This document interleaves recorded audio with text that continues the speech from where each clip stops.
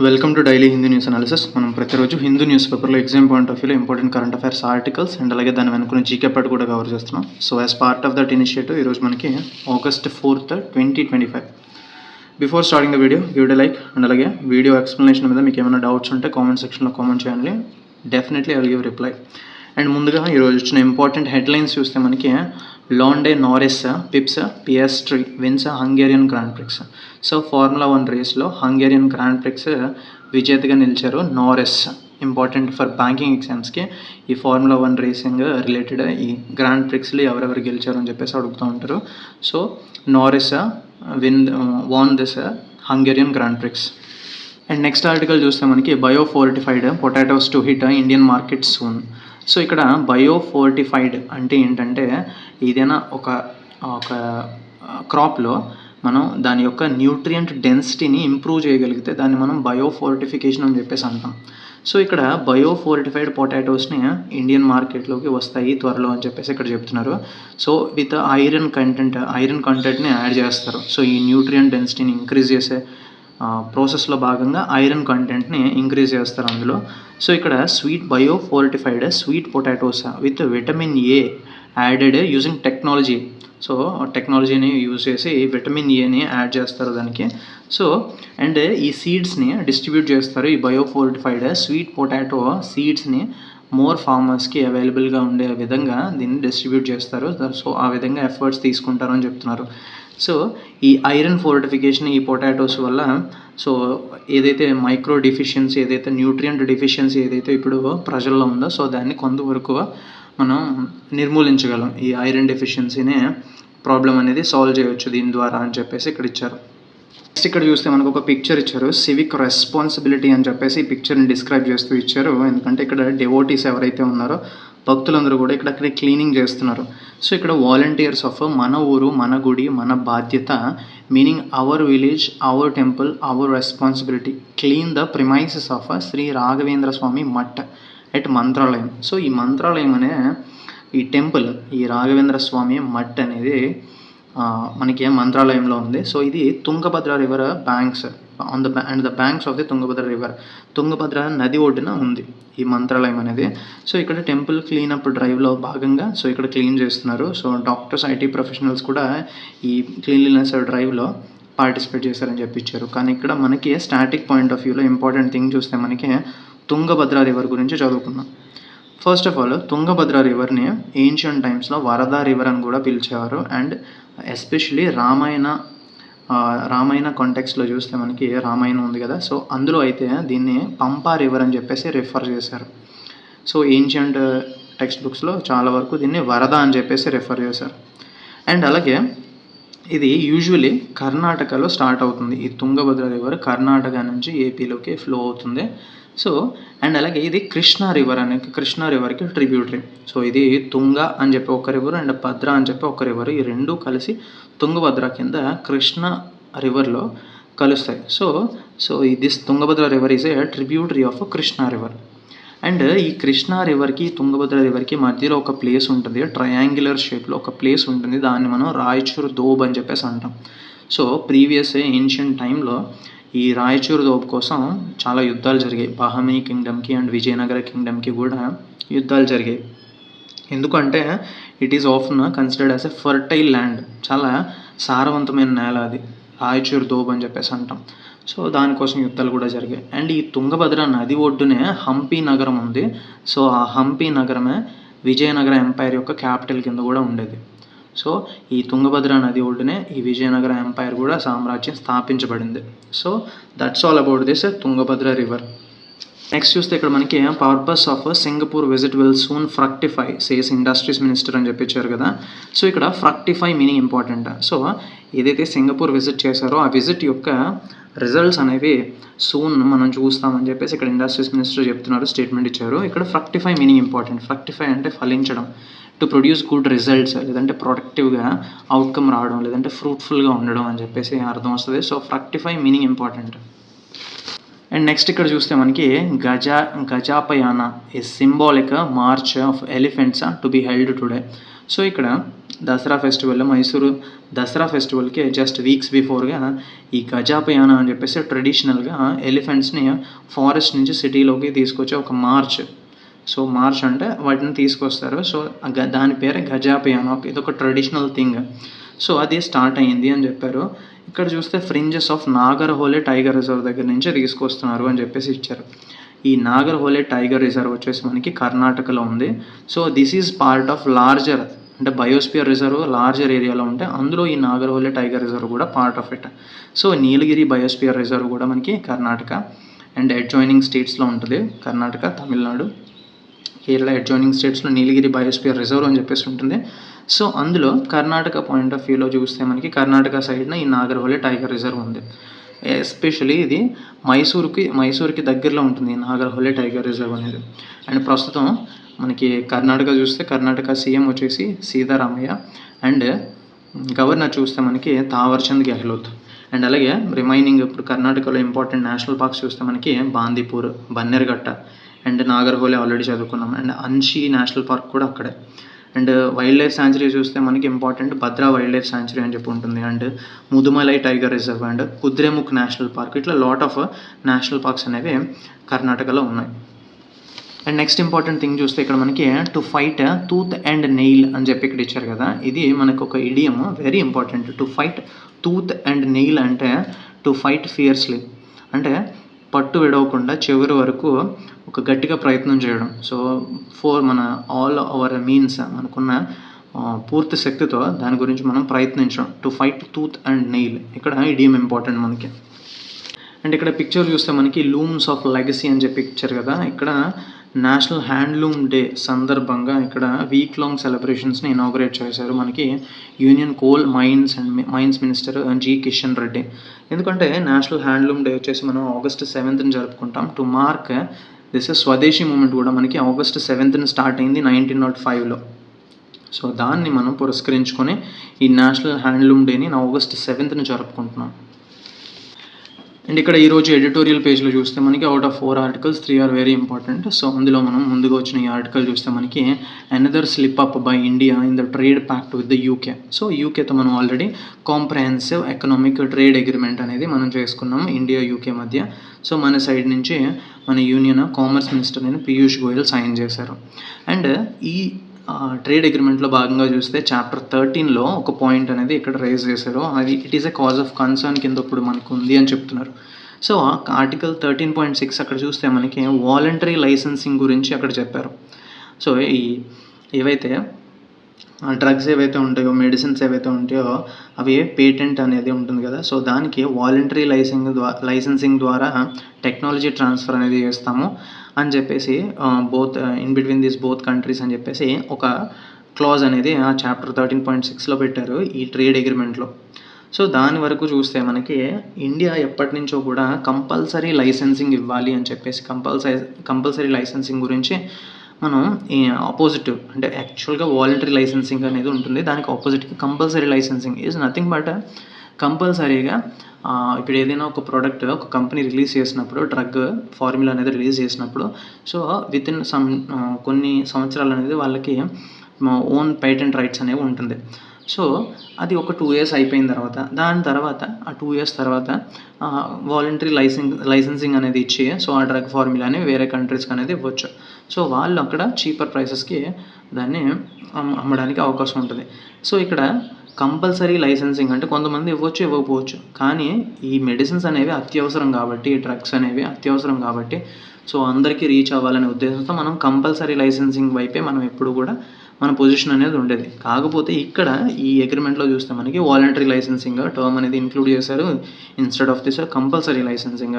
So, ఈ compulsory licensing ఇస్తే మనకి high prices of patented medicines ఏవైతే ఉంటాయో, ఆల్రెడీ పేటెంట్ తీసుకునేవి, సో వాటి యొక్క హై ప్రైసెస్ ఏవైతే ఉంటాయో వాటిని మనం అడ్రస్ చేయవచ్చు. అండ్ నెక్స్ట్ కూడా చూస్తే మనకి టెక్నాలజీ ట్రాన్స్ఫర్ కూడా డెవలపింగ్ కంట్రీస్కి చేయాలి అని చెప్పేసి ఇండియా ఇప్పుడు కూడా అడ్వాన్స్డ్ కంట్రీస్ని అడుగుతూనే ఉండేది స్టార్టింగ్ నుంచి చూస్తే. సో, ఇక్కడ ప్రస్తుతం ఇష్యూ చూస్తే మనం ఆల్రెడీ చూసాం. అండ్ ఒక పాస్ట్ ఎగ్జాంపుల్ కూడా చూస్తే మనకి ఇక్కడ నాప్కో ఫార్మా నుంచి ఒక యాంటీ క్యాన్సర్ మెడిసిన్ అని చెప్పేసి ఒకటి ఉండేది. సో, అది ఈ కంపల్సరీ లైసెన్సింగ్ వల్లనే అది అఫోర్డబుల్ రేంజ్‌లోకి వచ్చింది. హై ప్రైస్ దాని యాక్చువల్ ప్రైస్ చూస్తే మనకి 2,80,000 ఉండేది. Almost owner of the patent అంతా చార్జ్ చేసేవాళ్ళు. కానీ ఈ కంపల్సరీ లైసెన్సింగ్ క్లాజ్ వల్ల అది ఒక మంత్ ట్రీట్మెంట్‌కి 8,800 రూపీస్‌కి అంత తక్కువకి వచ్చింది. అఫోర్డబిలిటీ అనేది పెంచింది. హై ప్రైస్డ్ మెడిసిన్స్ ఏవైతే ఉన్నాయో వాటి యొక్క సో ఈ ట్రేడ్ ప్యాక్ట్‌లో చూస్తే మనకి వాలంటరీ లైసెన్సింగ్ అనేది మనకి అంత ఫేవరబుల్‌గా లేదు. So it is against our norms అని చెప్పేసి ఈ ఆర్టికల్‌లో ఇచ్చారు. అండ్ నెక్స్ట్ ఆర్టికల్ చూస్తే మనకి the right to repair must include right to remember. So ఇక్కడ ఎస్పెషల్లీ నథింగ్ బట్ ఈ ఆర్టికల్ మొత్తం చూస్తే మనం రిపేర్ ఏదైతే మనం చేస్తూ ఉంటామో, ఏమన్నా ఎలక్ట్రానిక్స్ పాడైపోయినప్పుడు రిపేర్ ఏదైతే చేస్తామో దాన్ని మనం ప్రమోట్ చేయాలి అని చెప్పేసి ఆ ఎజెండాతో ఈ ఆర్టికల్ మొత్తం ఇచ్చారు. So it is nothing but ఇప్పుడు రీసెంట్లీ మనకి మే 2025లో ఇండియన్ గవర్నమెంట్ సస్టైనబుల్ ఎలక్ట్రానిక్స్ని ప్రమోట్ చేయడానికి స్టెప్స్ అనేవి తీసుకుంటుంది. అందులో భాగంగానే repairability index for mobile phones and అప్లయన్సెస్కి యాక్సెప్ట్ చేసింది. ఇట్ ఈస్ నథింగ్ బట్ ప్రొడక్ట్స్ని ర్యాంకింగ్ చేయడం. సో ఈజ్ ఆఫ్ రిపేర్, ఈజీగా రిపేర్ చేసుకునే విధంగా, స్పేర్ పార్ట్ యాక్సెస్ ఉండే విధంగా, సాఫ్ట్వేర్ సపోర్ట్ ఉండే విధంగా సో వాటికి ర్యాంకింగ్స్ అనేది ఇస్తూ ఉంటుంది, రిపేరబిలిటీ ఇండెక్స్ అని చెప్పేసి. సో ఇక్కడ ఈ రిపేర్ అనేది కన్జ్యూమర్ రైట్ కింద చూడాలి మనం. సో ఆ విధంగా ఇండియా స్టెప్స్ తీసుకుంటా ఉంది. And it deserves. సో ఈ రిపేర్ నాలెడ్జ్ ఏదైతే ఉంటుందో అది ఇప్పుడు ఏఐస్ చేయలేవు. ఇప్పుడు జనరల్గా మొబైల్ ఫోన్స్ బయట ఎవరు రిపేర్ చేస్తారో, సో ఎలక్ట్రానిక్స్ ఎవరైతే రిపేర్ చేస్తారో అవి ఏఐస్ వెంటనే డిటెక్ట్ చేసి చేయలేవు. అది జస్ట్ హ్యూమన్ నాలెడ్జ్. అదే ఎస్పెషల్లీ ఇక్కడ చూస్తే మనకి ఇండియాస్ రిపేర్ ఎక్స్పర్టైజ్ ఏదైతే ఉందో, ఎవరైతే రిపేర్ చేస్తూ ఉంటారో వాళ్ళకి మజిల్ మెమరీ ద్వారా అండ్ అబ్జర్వేషన్ ద్వారా లేదంటే ఇయర్స్ ఆన్ ప్రాక్టీస్ వల్ల వాళ్ళకి వచ్చింది రిపేర్ నాలెడ్జ్ అనేది. సో జనరల్గా ఇప్పుడు ఏవైతే ఈ ప్రస్తుతం ఉన్న ఈ ఎలక్ట్రానిక్స్ యూసేజ్ ఏదైతే ఉందో అది రిపేర్ చేసుకునే విధంగా కాకుండా దాన్ని రీప్లేస్ చేసే విధంగా అందరూ ఆలోచిస్తున్నారు. సో సస్టైనబుల్గా లేదు అని చెప్పేసి ఈ ఎకో సిస్టమ్స్ టోటల్గా చూస్తే మనం మార్చాలి అని చెప్పేసి ఆ విధంగా ఇండియన్ గవర్నమెంట్ అనేది స్టెప్స్ అనేవి తీసుకుంటా ఉంది. అండ్ ఇది అలాగే రిపేర్ నాలెడ్జ్ అనేది మనం జనరల్గా ఫార్మలైజ్ చేయలేము. ఒక ట్రైనింగ్ ఇచ్చేసి సర్టిఫికేషన్ ఇచ్చేసి జనరల్గా చేయలేము. ఒక మెంటర్షిప్ ద్వారా, అబ్జర్వేషన్ ద్వారా, రిపిటేషన్ ద్వారా మాత్రమే దాన్ని ఇంబైబ్ చేయగలం. అండ్ గ్లోబల్లీ కూడా ఈ రైట్ టు రిపేర్ అనేది ఒక మొమెంటం తీసుకుంటా ఉంది. అండ్ అలాగే డాక్యుమెంటేషన్, స్పేర్ పార్ట్స్ ప్రొడ్యూస్ చేసే విధంగా ఈ కంపెనీస్ ఏవైతే ప్రోడక్ట్స్ రిలీజ్ చేసినప్పుడే క్లియర్గా దానికి స్పేర్ పార్ట్స్ యాక్సెస్ కానీ రిపేర్ చేసినప్పుడు క్లియర్గా ఒక మాన్యువల్ క్రియేట్ చేసి ఒక పర్సన్స్ చేసుకునే విధంగా రైట్ టు రిపేర్ ఫ్రేమ్వర్క్ అని చెప్పేసి స్టార్ట్ చేశారు. ఒక నేషనల్ పోర్టల్ స్టార్ట్ చేశారు. ఈ ఫార్మ్ ఎక్విప్మెంట్కి, ఆటోమొబైల్స్కి, ఎలక్ట్రానిక్స్కి కూడా అలా స్టార్ట్ చేశారు. అండ్ అలాగే యునైటెడ్ నేషన్స్ సస్టైనబుల్ డెవలప్మెంట్ గోల్స్లో చూస్తే మనకి గోల్ 12 కూడా ప్రమోట్ చేస్తూ ఉంది. It is part of this, repair is part of this responsible consumption కింద. అండ్ మనకి ఈ వేస్ట్ ఎందుకు ఇలా రిపేర్ మీద ఎక్కువ కాన్సన్ట్రేట్ చేస్తున్నారంటే ఈ వేస్ట్ పెరిగిపోతూ ఉంది. సో వరల్డ్లో 3rd లార్జెస్ట్ ప్రొడ్యూసర్ కింద ఉంది ఇండియా చూస్తే. అండ్ ఈ వేస్ట్ మేనేజ్మెంట్ రూల్స్ అని చెప్పేసి ఎక్స్టెండెడ్ ప్రొడ్యూసర్ రెస్పాన్సిబిలిటీ అని చెప్పి కూడా తీసుకొచ్చారు. It is nothing but manufacturers ఎవరైతే ఉంటారో వాళ్ళే ఈ రెస్పాన్సిబుల్ తీసుకోవాలి పోస్ట్ యూజ్ ప్రొడక్షన్ మేనేజ్మెంట్ గురించి. ఎందుకంటే ఆ రీసైక్లింగ్ని ఎంకరేజ్ చేయాలి వాళ్ళే. అండ్ నేషనల్ స్కిల్లింగ్ ప్రోగ్రామ్స్ కూడా దీని రిలేటెడ్ ఉన్నాయి మనకి. ప్రధాన్ మంత్రి కౌశల్ వికాస్ యోజన అని చెప్పేసి ఈ రిపేర్ వర్క్ అనేది ఒక క్రియేటివ్ యూజ్ని ప్రమోట్ చేస్తుంది. నేషనల్ ఎడ్యుకేషన్ పాలసీ 2020 కూడా మనకి ఈ క్రియేటివ్ వర్క్ని ప్రమోట్ చేసే విధంగా స్టెప్స్ అనేది తీసుకుంది. అండ్ మిషన్ లైఫ్ అని చెప్పేసి మనం స్టార్ట్ చేసాం. లైఫ్ స్టైల్ ఫర్ ఎన్వైర్న్మెంట్ అని చెప్పేసి ఇది కూడా మనకి రిపేర్ అండ్ రీయూజ్ని ప్రమోట్ చేస్తూ ఉంది. అండ్ ఓవరాల్గా ఇది మనకి సస్టైనబుల్గా మారాలంటే to make this technology genuinely sustainable public policy అనేది కన్సిడర్ చేయాలి. నాట్ ఓన్లీ హౌ ప్రొడక్ట్స్ ఎలా మ్యానుఫ్యాక్చర్ చేస్తున్నారు అనేదే కాదు, how we have to break them and repair them and find new life అని చెప్పేసి దాని మీద ఎక్కువగా ఫోకస్ చేయాలి. అండ్ ఈ సర్క్యులర్ ఎకానమీ ఎప్పుడైతే ఇదైతే ఉందో సో అది ఈ ఎస్పెషల్లీ ఇలాంటి లేబర్ వల్లనే, ఇలాంటి రిపేర్ చేసే వర్కర్స్ మీద ఎక్కువ డిపెండ్ అయి ఉంటుంది ఈ సర్క్యులర్ ఎకానమీ అనేది.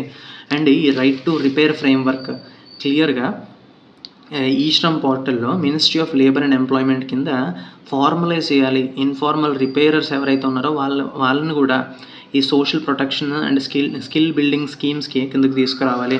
అండ్ ట్రైనింగ్ ప్రోగ్రామ్స్ అనేవి వాళ్ళకి కండక్ట్ చేయడము ministry of skill development and entrepreneurship ద్వారా. అండ్ అలాగే సో ఈ హ్యూమన్ విజ్డమ్ని మనం కాపాడుకోవాలి. అలాగే ఇక్కడ చూస్తే మనకి ఫ్రుగాలిటీ మీనింగ్ ఇంపార్టెంట్. ఫ్రుగాలిటీ అంటే పొదుపు అనే అర్థం. సో దానికి సినానిమ్ చూస్తే థ్రిఫ్ట్ అని కూడా వస్తుంది. So frugal meaning important. Frugality లేదా ఫ్రూగల్ అని కూడా అంటాం.